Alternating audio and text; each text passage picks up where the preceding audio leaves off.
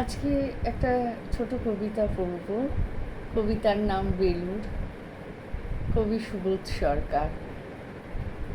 বেলুর নাম শুনলেই মনে হয় যেটা যে স্বামী বিবেকানন্দ, মা সারদা, রামকৃষ্ণদেবের আদর্শের কথা।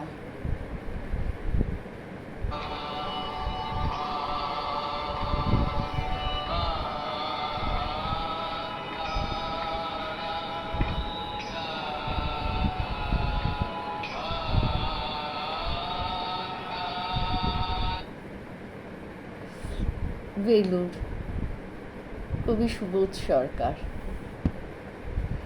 আমি একটা কোণায় দাঁড়িয়ে দেখছিলাম দুটি ছেলে গেরুয়া বসন পরে মন্দিরের সিঁড়ি মুছছিল। এত মন দিয়ে আমি কাউকে সিঁড়ি মুছতে দেখিনি, এত ভালোবাসা দিয়ে আমি কাউকে ধুলো তুলতে দেখিনি।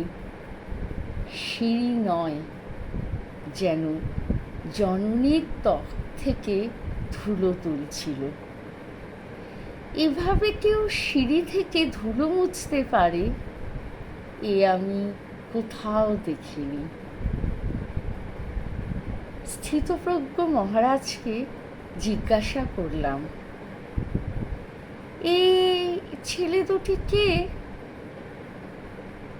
মহারাজ মৃদু হেসে বললেন, একজন নিউক্লিয়ার ফিজিসিস্ট, একজন IBM এর 6 লাখ টাকার চাকরি ছেড়ে এখানে এসেছে, সিঁড়ি ধুতে এসেছে।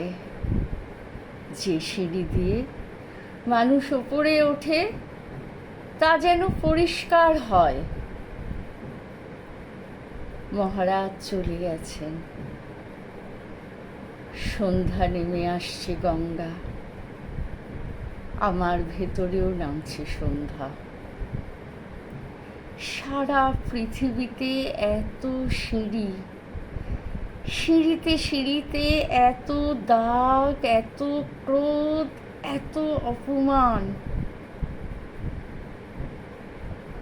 আরতি শুরুর আগে মনে হলো যে সিঁড়ি মুছতে পারে না সে কোনো দিন মানুষের চোখের জল মুছতে পারবে না।